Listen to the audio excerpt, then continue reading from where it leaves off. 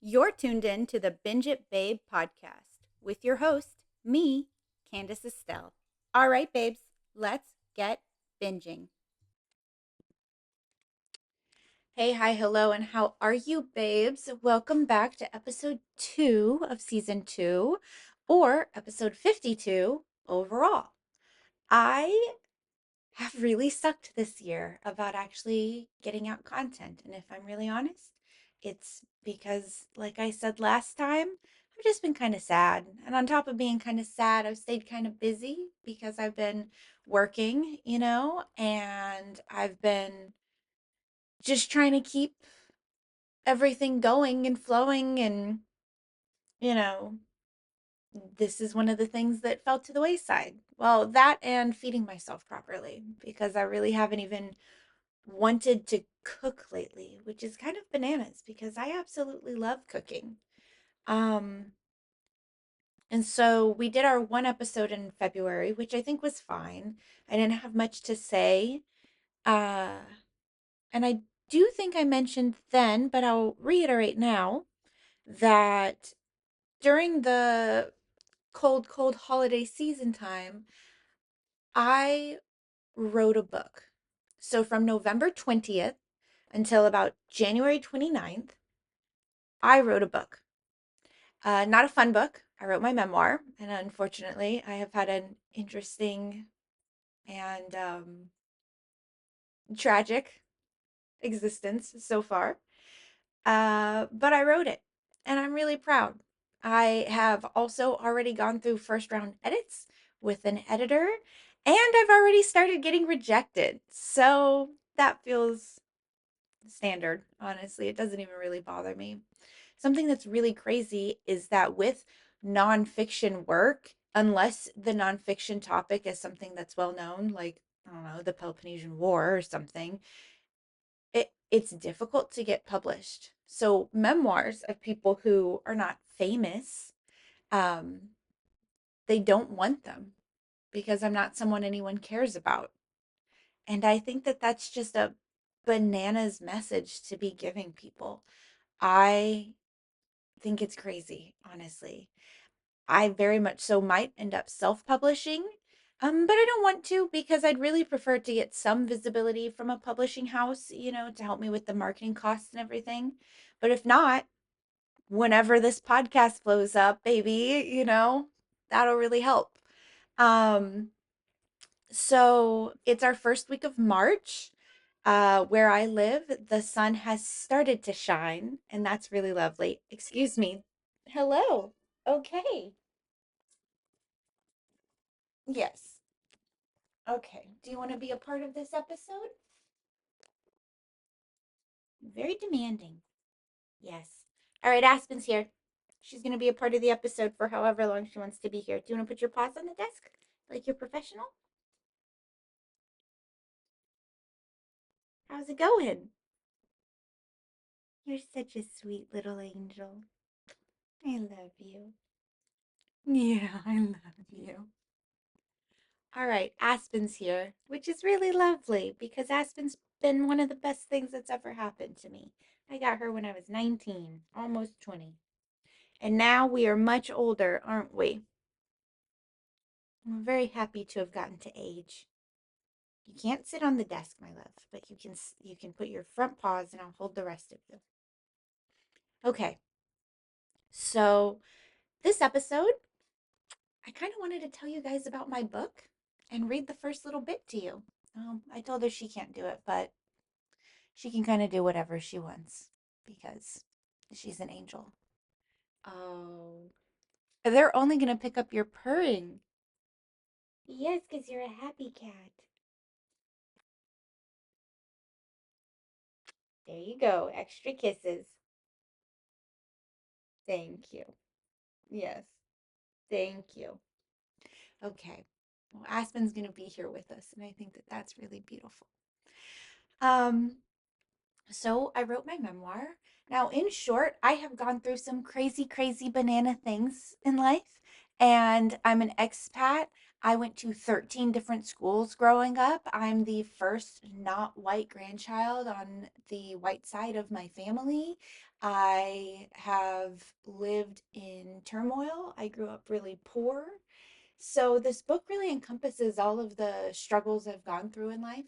I feel really uncomfortable saying that because I know that other people have had more struggles or different struggles. And then I remember that, trauma and struggling and tragedy is not linear. You don't get to decide how much something affects you or to what degree. I do want to point out, even though we grew up poor, I never went hungry, and I always had something over my head, a roof in some way was always over my head. Those two things make me incredibly lucky.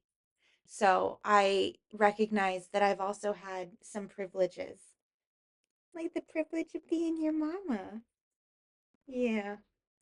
Um, I wonder if you're muffling the noise. Like if are you muffling my sound? I think I'm loud enough to get through. So I kind of wanted to share the first little bits. I wrote this memoir to someone in a way. So it's written almost like a love letter to the reader, to a person, to whoever comes in my future. And it basically says, "Hey, can I tell you everything about me, and will you still think that I'm beautiful? Will you still want to love me? Will you still see me as a whole person?" Because I think, especially for me, sharing is not something I enjoy, and it's something I do out of necessity only, and never out of a desire for anyone to know anything about me, really. Um, I very much so one of those people who seems like an open book, but if you really think about it, how much do you actually know about me? And the answer is very little for almost everybody that has ever met me. Oh, she's so friendly and she's talkative and she'll say anything, but you don't know a damn thing about me. Yeah, it's very good, you know, but it also means that I've kept myself at a distance from most people for always. And I very rarely even um, connect with a person or feel comfortable near a person. I always have my guard up, you know? And so this book was kind of a love letter to say, hey, I want to share now. And I want to share with you. And I hope that I can share with you and that you will still think that I am a worthwhile person. Um, and I know, of course, that I am one, but I don't feel that all the time. I struggle very often with feeling worthwhile or lovable or valued in any way. And there is an immense darkness that I live with, that lives with me. That's a big, big part of me. So this book kind of exposes that. It's very raw and emotional, and I really don't hide anything. Um, I do start with an in memoriam and then a dedication, and then the first chapter. I think that's all I'd like to share at this point. Um, the dedication is to Warren, who is one of my best friends who passed away. I actually keep his little league card from when he was a kid. You're in the way. There we go. Go this way. His little league card from when he was a kid. I keep it on my desk so I can look at it and talk to him because I miss him. Um, the dedication is to someone else. It's a little bit tongue in cheek as a dedication. And then the first chapter is, of course, the opening of a love letter. Now, I have structured this book in a way that made sense to me. And I'm a little weirdo, so it might not make sense to everyone else. But before the beginning of each chapter, I kind of write a little poem, something a little poetic or a little artsier than what the story can be because it's nonfiction. So nonfiction doesn't really get to be artsy. And if I get too overly detailed with some of the things going on, it becomes unbearably heavy. So I use these pre-chapter poems to kind of almost like a TLDR, a too long didn't read. You could read that and get the gist of what it's going to be. And I might share some of those with you as well, aside from just the first chapter. Would you like to get started, Aspen? You're so beautiful. Yes, you're beautiful. And I love you so, so much. I think you're the most wonderful little girl in the whole world. Yes. And give you all of the kisses. All of them. This is like the best moment of my life. Is just getting to be near her. And we've been doing that for 12 years, huh? 12 years. Okay. I might be a little emotional and I apologize for that, but I guess maybe I shouldn't. I don't know. Also, in true Binge It Babe format, I'm dressed like I would dress on a day to day basis. So, just wearing a black cat suit, didn't put on makeup, barely did my hair, you know. Uh, so, that's on brand. That's on theme, huh? Oh, you're such a gentle little soul. Love her so much. Yeah, she's perfect. Okay. In Memoriam. So, Warren, you were a best friend.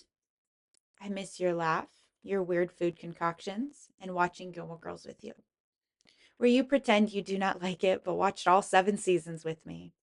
I think of you every time I watch Parks and Rec, and every time I do something I wish I had your input on. I think of laying on the dining room floor and crying with you about life and boys, and you telling me I deserved better. I remember birthdays and Thanksgivings together because we were each other's chosen family. Unfortunately, I also remember your commitment to the bottle. And after you passed, I learned you had never broken up, something I thought had long since happened. I remember the phone call when I learned you were gone. I remember crashing to the floor and crying until I couldn't breathe. I remember numbly walking through your memorial and searching for you in the crowd, hoping desperately it was a prank I could never forgive you for. Warren, you were the first person in my life I lost, and I lost you to an overdose. I wish I would have been there. I wish I could have helped. I wish I wasn't now older than you will ever be. I wish I could hug you. I know you'd be so proud of me. I was always proud of you. You live on in my heart, and now you'll live on in this book. Rest in peace, buddy. Fuck you for leaving me so soon. I love you. Yeah. Do you remember Warren? Yeah. Dedication. I told you how writing felt. Hemingway said it best. There is nothing to writing. All you do is sit down at a typewriter and bleed. Thank you for sticking me so deeply, for bleeding me so effortlessly. The pain I felt at the words trapped inside me mirrored only by bleeding them onto the page. You robbed me of my ability to ignore the pain inside. Your voice was honey-dipped melancholy, and I must expel. Thank you for drawing blood. Taste the misery on my pages, the sticky sadness in my ichor as my life drips onto the Petra of the world. Watch me rid myself of you and all the evils inside me. Besitos, besitos, besitos. Are you ready? Chapter 1? Yeah. When describing the horrors, one must cloak the immensity of the terror. Wrap the stories in a qualifier to temporarily alleviate the weight. Add a little to the horrors to cloak the pain of the memory. Then add back in the weight. Don't say you write, say you bleed. Don't say you storytell, say you puke. Puzzle the reader with your dark wit and humor. Make them question if a chuckle or a tear is appropriate. Scream into the night. Whisper a plea to your lover. Please, darling, let me puke little horrors. Chapter 1. I am pensive as I write this.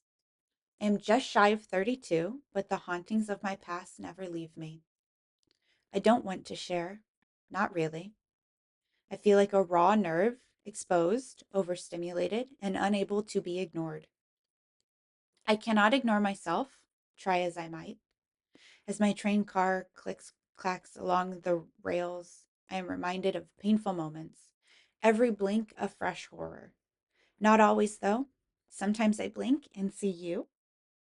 Sometimes I blink and see bumblebees and flowers that dance in the sunlight with a joy unbeknownst to many.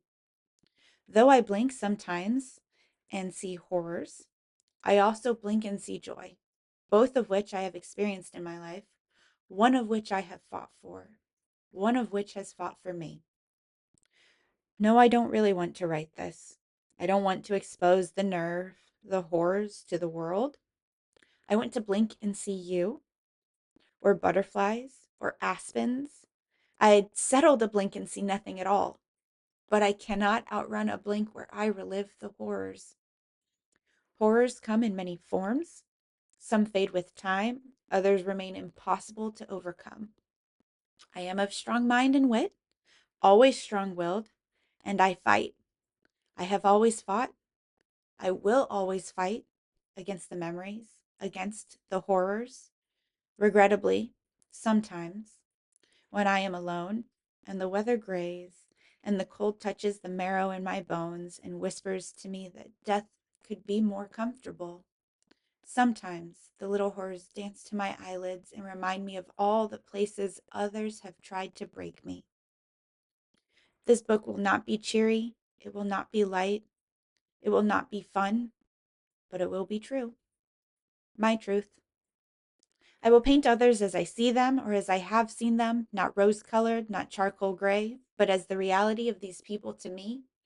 As a tapestry of colors and emotions, I will paint them as true. I can be quite charitable with my thoughts on people, and I can be quite unforgiving. I grew up in a black and white world, and through many years of unlearning have gained ability to see the gray. But with some things, black and white are the only colors suited to the prose. If you read this story and then look in my eyes with pity, I will look at you the same. Pitiable for you to read this and not come away inspired by my vivacious and effervescent light. Pitiable for you to not see the indomitability of the human spirit. The darkness lives inside me, always, but it only highlights my brightness. No longer does it consume me. I am not a meal for disdain-fueled memory. Aside, of course, for sometimes, when the day is short, gray, chilling, and the train click-clacks in a way that causes my eyes to blink the horrors back into existence. Shall I share the horrors with you? Can you shoulder this burden of pain with me? Can you dance in my darkness with me? Better still, can you lift me up when I am too tired to lift myself out of the shadows? Can you wipe away a tear from my eyes and remind me that only sometimes I will blink horrors and others I will blink you? Can you kiss me deep enough to erase any thought in my head that is not you? Please kiss the tears from my cheeks now and remind me that the horrors persist less and less. One day, once I puke them into this book, they won't only live in my head, they'll be elsewhere. And I won't have to blink these invasive memories into my consciousness again.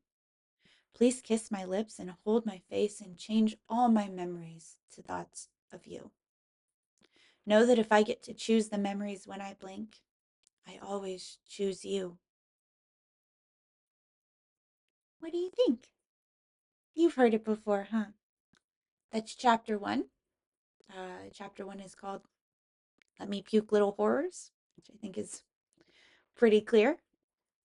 Um, There are a couple of the little poems that I do that I wanted to share. Let's see, is this a good one?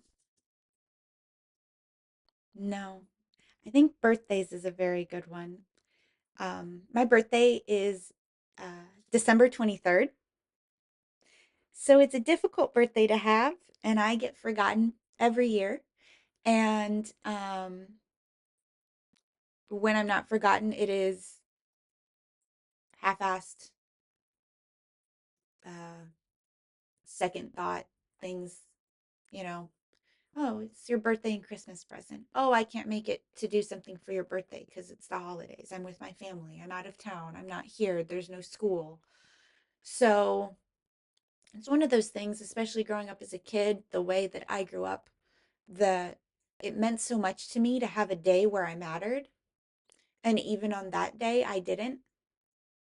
Um, my father's brother actually told me Santa didn't exist on my seventh birthday. So 2 days before Christmas. So I have some good birthday memories, um, but not a lot. And I've had a significant amount of birthdays at this point. More than some, less than others, obviously. Bye, my love. You have to get all the way down. Yeah. So this is the poem before the chapter about birthdays. Um, Blow out the candles, baby. What will you wish for? Feel happy, baby. Isn't that what you're here for? Why aren't you pleased, baby? What are the tears for? Why do you celebrate, baby? What is it all for?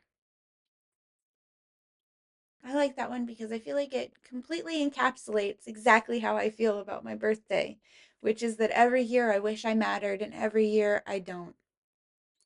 And when people do put in some sort of effort for my birthday, it never feels like anything.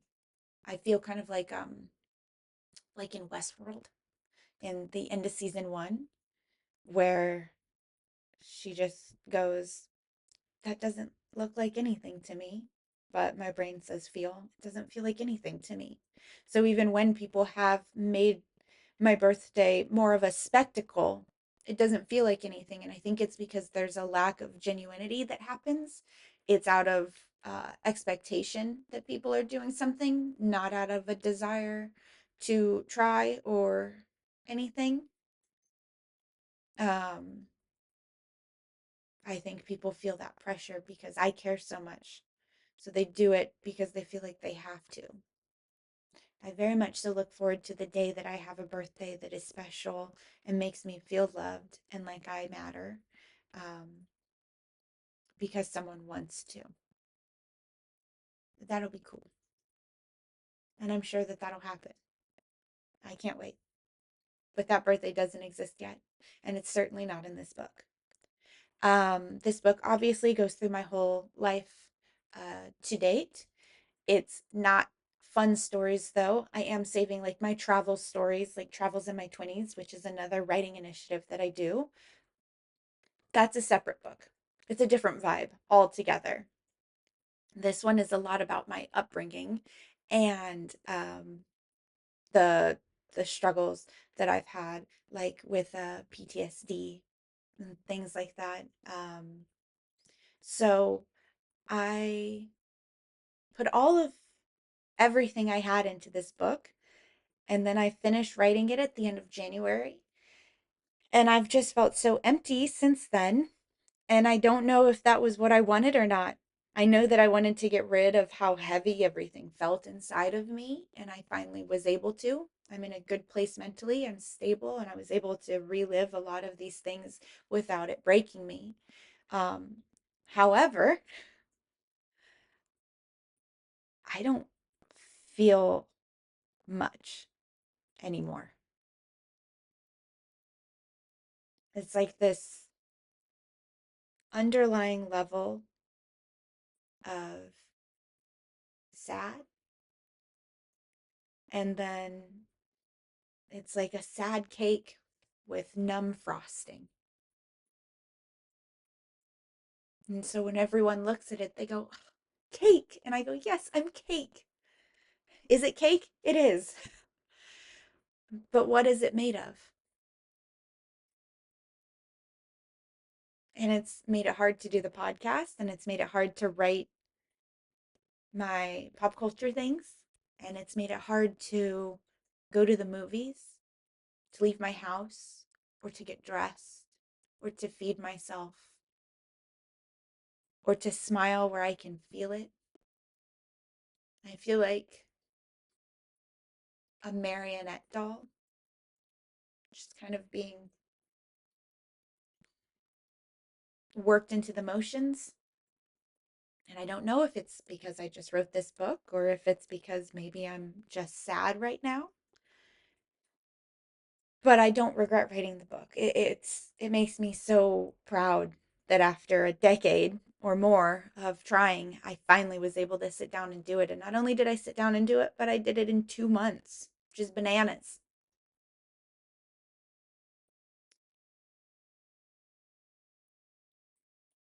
But I'll close this with one more poem because I think it encapsulates things a little bit right now. So this chapter is called The Men Who've Shaped Me. So if you've dated me longer term or have meant something to me, you'll be in here and you should be scared, probably, depending on who you are, because I don't hide anything. And some of you, like my first boyfriend, are not good people. And I just have a little bit more rage than I realized when I wrote it because it's kind of like, oh, just it's back, and you don't feel it anymore. And you have to write it and you have to feel it. And I'm so angry because someone took advantage of me at 18 and now I'm 32. I'm still younger than they were when they started dating me. And I do not hold back. And I loved that. Um, you know, for the modern day, I spilled the tea for my Spanish speakers. Chisme, the gossip, it is there, all of the details. And I love it. I loved being able to finally be honest about how those things went because I usually just push it away and go, oh, it's not a big deal. And some of these are a big deal. Like someone dating me 2 weeks out of high school when they're 33 years old. You're gross. I'm still not 33. And I was talking to someone the other day and I was like, what is this child? 15? She was 21. What were you doing with an 18-year-old? I know I'm pretty, but I also must have looked like a child to you, right? Bananas. It's bananas. Okay, here's the poem, and then I'm out of here. I'm never the dumper, always the dumpy. I'm leavable. Don't say I'm not. You've already left me. I'm grateful, though. I can never pull the trigger. Set me free, give me peace before my body enters rigor. I cry and I process, and eventually I heal. I loved you, maybe. Who knows? Sometimes I don't feel. I'm glad we're over. Thank God we're through.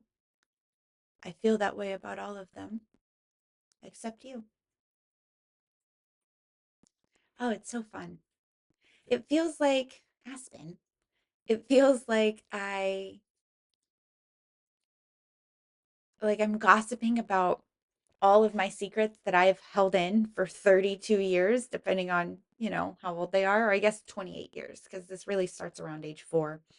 So it's almost like all of the things that I have always wanted to share with the the sensitivity and the tone, maybe the details and how I actually feel about things. Because a lot of times when I tell people stuff, I'll go, oh, yeah, this thing happened to me, or it's a topic of conversation.